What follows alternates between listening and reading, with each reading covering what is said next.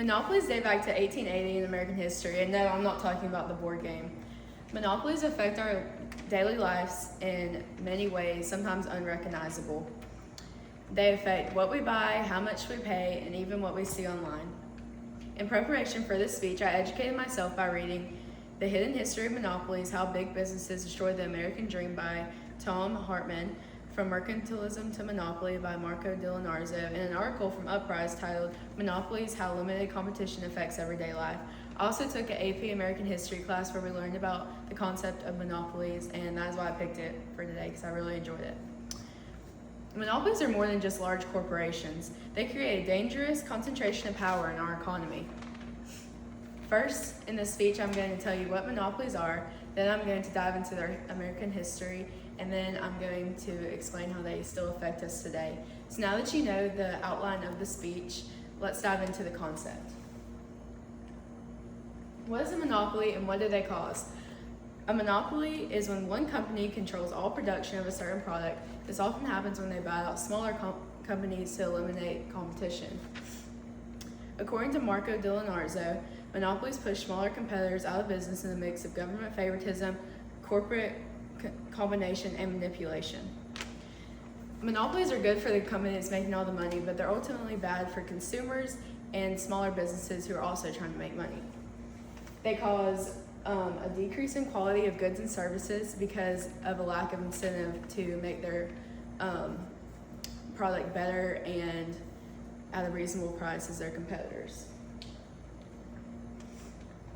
Now that you know what a monopoly is, let's dive into the history of monopolies in America. During the Gilded Age, monopolies were prominent in the United States. The Gilded Age was from 1870 to 1900, and two examples of monopolies during this time were Rockefeller's Oil Company and Carnegie's Steel Company.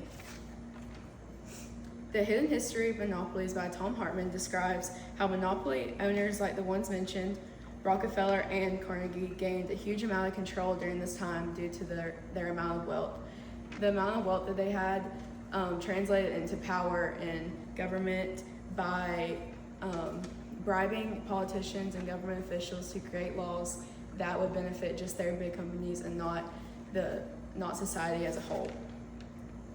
This led to not monopolies becoming illegal, but monopolistic practices to become illegal, which is the elimination of competition. This was through the Sherman Antitrust Act in 1890 and the Clayton Act in 1914. The Sherman Antitrust Act did not really enforce the rule because of loose wording, which led to loopholes for these big companies, but the Clayton Act really sealed the deal in 1914 for this law.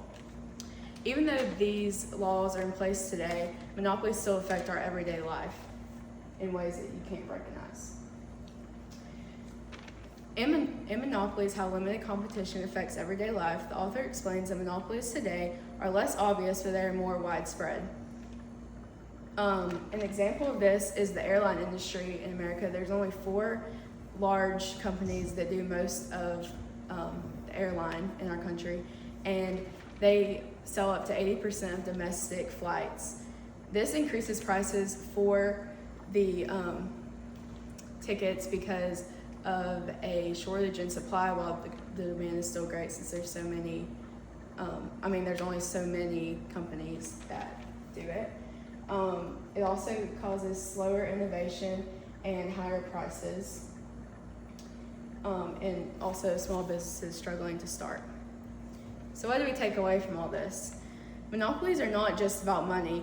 They're about knowing control, power, and fairness in society. In this speech, I explain what a monopoly is, the history behind them, and how they still affect us today. I hope that you take away from this how to spot monopolies, and you know that knowing what monopoly is not just about economics, it's about how to preserve the American dream.